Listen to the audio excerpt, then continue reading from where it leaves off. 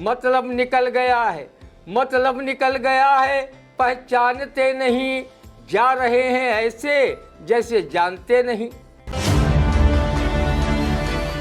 बुरे काम का बुरा नतीजा ना मानो तो कर देखो, जिसने किया है उसने पाया, और जाकर उसका घर देखो।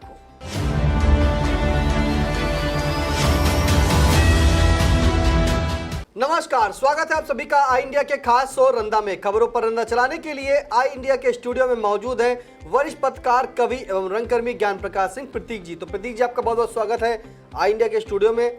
आज पहली खबर की शुरुआत करेंगे, क्या कहेगा उस पर रंदा, सुनने के लिए खबर तैयार है। लखनऊ में सीएम योगी आदित्यनाथ ने कहा कि समय से न्याय न मिले तो सुशासन अर्थहीन। अब इस सुशासन पर क्या कहेगा रंदा, सुनते हैं। आप वजह फरमाते हैं सीएम बुलडोजर बाबा जी। रंदा आपके विचार से इत्तेफाक रखता है कि समय पर न्याय न मिले तो सुशासन अर्थहीन हो ही जाता है, लेकिन किसी आपराधिक मामले में किसी व्यक्ति का नाम आ जाए और पुलिस प्रशासन स्वयं न्यायालय बनकर उसके घरों दुकानों पर बुलडोजर चला दे, आखिर ये भी तो हमारे देश के कानून व्यवस्था के लिए दांत खाज खुजली है। अगर पुलिस ही अभियुक्तों को सजा देने का काम करने लगेगी तो फिर देश प्रदेश के न्यायालय आखिर किसको न्याय देने का काम करेंगे? अदालतों में वकील आखिर किसके मुकदमों की पैरवी करेंगे? अगर किसी अभियुक्त के घर को पुलिस बुलडोजर चलवाकर गिरवा देती है और बाद में न्यायालय द्वारा वो बाइज्जत बरी हो जाता है, तो क्या बुलडोजर से गिरवाया गया घर पुनः उसे बनवा कर दिया जाएगा और उसके घर को तहस नहस करवाने वाले पुलिस कर्मियों व प्रशासन के विरुद्ध कार्रवाई होगी या नहीं? रंदा जनहित में जानना चाहता है। रंदा भी समय से न्याय मिलने का प्रबल पक्षधर रहा है। वो न्यायालयों में बादकारियों को मिल रही तारीख दर तारीख से खुश नहीं है। वो न्यायालयों में देर से मिल रहे न्याय को नैसर्गिक न्याय भावना के विपरीत मानता है। उसे इस संबंध में किसी व्यंग कवि की ये पंक्तियां भी सुना चुका है। इश्क बाबा ने किया था, इश्क बाबा ने किया था, बाप को रोना पड़ा और पोते को कचहरी में खड़ा होना पड़ा। आदरणीय मुख्यमंत्री योगी आदित्यनाथ जी, लोगों को अदालतों से जल्दी न्याय मिले तो इसके लिए आपको हर जिले व तहसील स्तर पर फास्ट ट्रैक कोर्टों की अधिकाधिक संख्या में स्थापना करानी हो। जजों व पेशकारों व अन्य न्यायालय संबंधी प्रशासनिक अधिकारियों की नियुक्ति भी आपकी सरकार को कराना चाहिए, क्योंकि मौजूदा समय में देश के न्यायालयों के पास करीब 9 करोड़ से अधिक मुकदमे सुनवाई के लिए लंबित चल रहे हैं। न्यायालयों पर मुकदमों का भारी भरकम बोझ है। ये तो कहो कि लोक अदालतों में हर साल कई लाख छोटे मोटे मुकदमे सुलह समझौते के आधार पर अर्थदंड देकर निपटाए जा रहे हैं। नहीं तो मुकदमों का बोझ अदालतों पर कितना भारी रहता आप स्वयं समझ सकते हैं। सीएम महोदय त्वरित न्याय के चक्कर में अभियुक्तों के घरों पर बिना कोर्ट के आदेश के बुलडोजर चलाना रंदा प्रदेश व देश हित में सही नहीं मानता है। रंदा का मानना है, अगर किसी व्यक्ति ने कोई आपराधिक कृत्य किया है तो उस व्यक्ति पर कानूनी कार्रवाई होनी चाहिए, ना कि उसके निर्दोष परिवार को घर पर बुलडोजर चलाकर खुले मैदान में रहने को विवश करना कहाँ तक के न्याय संगत है। आप अधिक से अधिक न्यायालयों का निर्माण कराकर व्यवस्था कराएं तथा न्याय पंचायत स्तर पर पहले जैसे अदालत सरपंच व पंचों की व्यवस्था चुनाव के जरिए कराएं।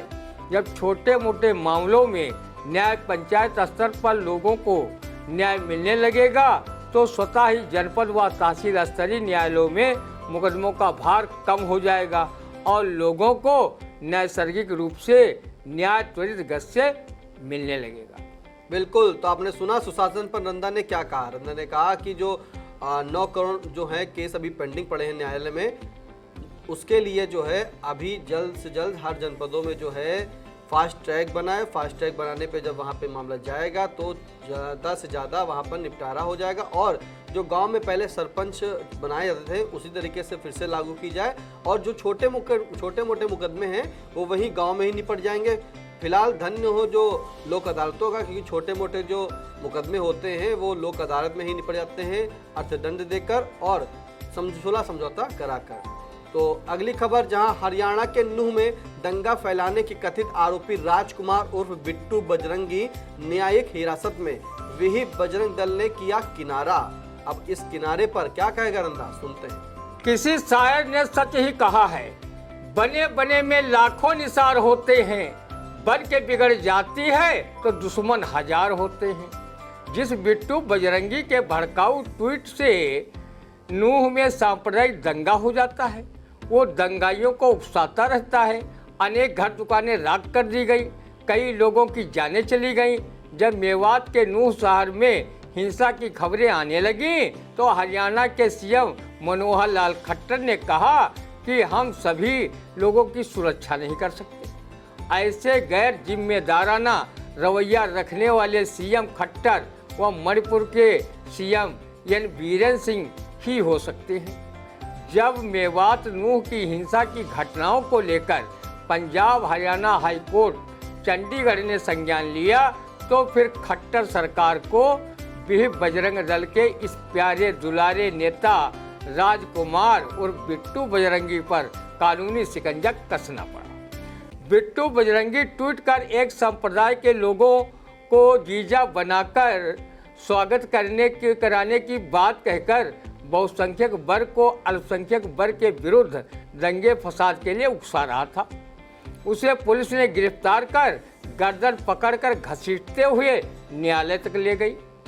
वो अब सारी हेकड़ी भूलकर आंसू बहा रहा है। इसी को कहते हैं आदमी कभी शेर जैसा गुर्राया, कभी सियार जैसा हुआया, लेकिन जब खुद पे चोट खाई तो आदमी की तरह चिल्लाया। जिस बिट्टू बजरंगी के साथ दिल्ली के दंगे के कथित रचनाकार रहे भाजपा नेता कपिल मिश्रा अपना फोटो खिंचवाते हैं। बड़े बड़े नेता बिट्टू बजरंगी से मिलने आते थे। उसने लव जिहाद के विरुद्ध भी कथित रूप से विहिप बजरंग दल का टेंडर ले रखा था। आज जब वो अपनी करनी की भरनी के लिए जेल यात्री बन चुका है तो विहिप व बजरंग दल ने उससे अपना किनारा इस काव्य पंक्ति की भावार्थ की तरह कर लिया है। मतलब निकल गया है, पहचानते नहीं, जा रहे हैं ऐसे जैसे जानते नहीं। विहिप के लोग अब कह रहे हैं कि बिट्टू बजरंगी का विहिप से कोई लेना देना नहीं है और न वो कभी इस संगठन से जुड़ा रहा है। इस घटना से नेताओं द्वारा दिग्भ्रमित किए गए नौजवानों को सबक ले लेना चाहिए कि जिन नेताओं व पार्टियों के लिए वो सांप्रदायिक दंगे तक करने को तैयार हो जाते हैं, लेकिन जब किसी आपराधिक मामले या दंगे में जेल जाने की नौबत आती है तो यही उकसाने वाले संगठन व नेता उससे कन्नी काट जाते हैं और वो जेल में रहकर अपना जीवन बर्बाद कर लेता है। रंदा वर्तमान समय में बिट्टू बजरंगी की हालत देखकर ये काव्य पंक्तियां कहने को मजबूर है। बुरे काम का बुरा नतीजा न मानो तो कर देखो, जिसने किया है उसने पाया और जाकर उसका घर देखो। रंदा ने किसी भी अफवाह पर ध्यान न देने की अपील आम जनमानस से व्यंगकार अवनीश मिश्र की इन काव्य पंक्तियों से कर रहा है। जिन्होंने बनाई अफवाह से राह, उनकी कौन ले सकता था। न मूर्ख न विद्वान न साधु न संत, जो इधर उधर की उड़ाकर सत्य से दूर भगाकर अफवाह की खेती में जुटे हैं। हम ऐसे लोगों से ही तो लुटे हैं जो इधर उधर की उड़ाकर सत्य से दूर भगाकर अफवाह की खेती में जुटे हैं।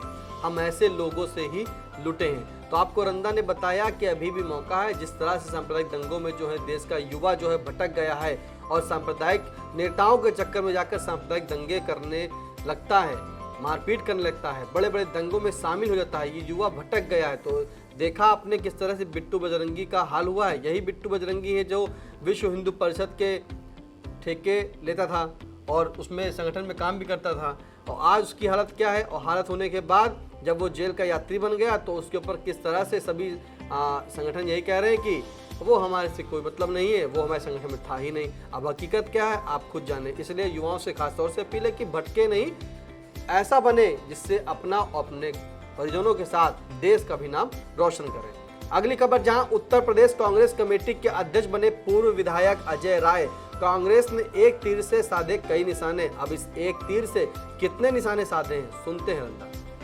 रंदा किसी भी राजनीतिक दल का सदस्य न होने के बावजूद जब किसी भी दल के नेता का किसी बड़े पद पर मनोनयन होता देखता है तो उसके मन में कीड़े बधाई देने के लिए अनायास ही उसके दिलो दिमाग में कुलबुलाने लगते हैं।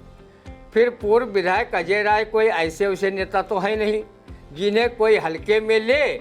वो चाय वाले प्रधानमंत्री नरेंद्र मोदी से 2014 व 2019 का लोकसभा चुनाव कांग्रेस के टिकट पर लड़ चुके हैं।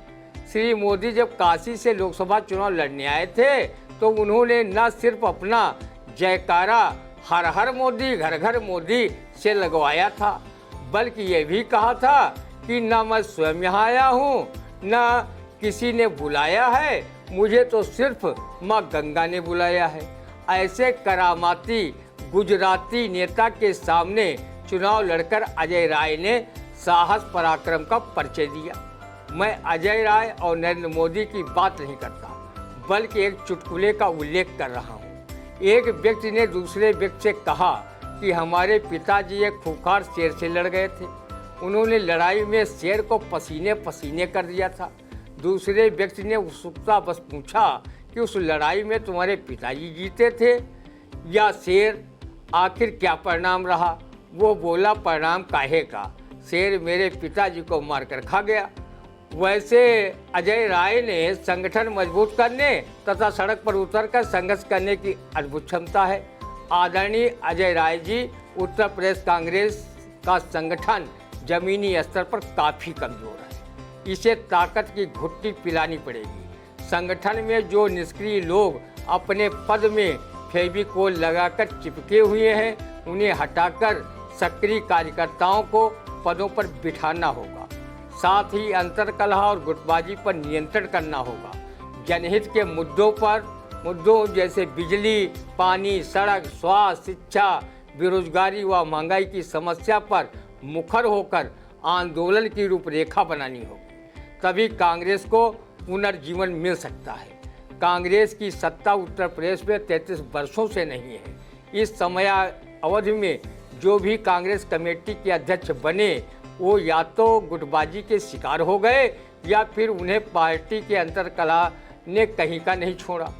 रंदा की नेक सलाह है कि कांग्रेस तभी मजबूत होगी जब उसके सक्रिय कार्यकर्ता बूथ लेवल तक होंगे। गाँव में जाकर कांग्रेस नेता घर घर पार्टी की नीतियों कार्यक्रमों का प्रचार प्रसार करेंगे। जनता के सुख दुख में साथ खड़े रहेंगे। रंदा ने नवनियुक्त कांग्रेस प्रदेश अध्यक्ष अजय राय से अपील की है कि वो लोकसभा चुनाव नज़दीक देख अपने काम पर लग जाएं और जनता से रूबरू होकर उन्हें पार्टी से जोड़ने का काम करें।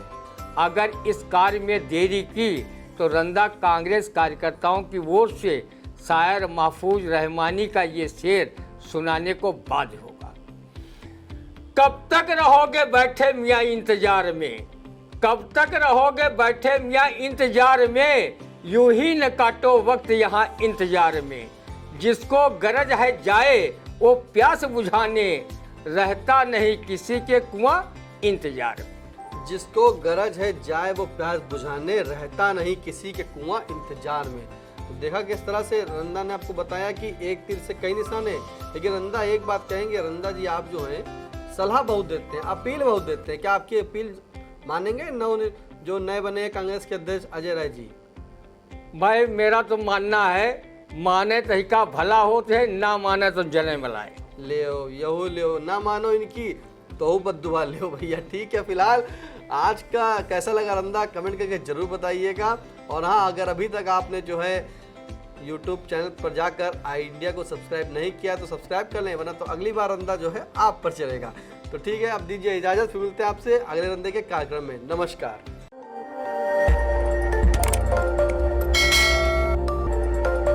खबर आपकी, नजर हमारी। देखते रहिए आई इंडिया।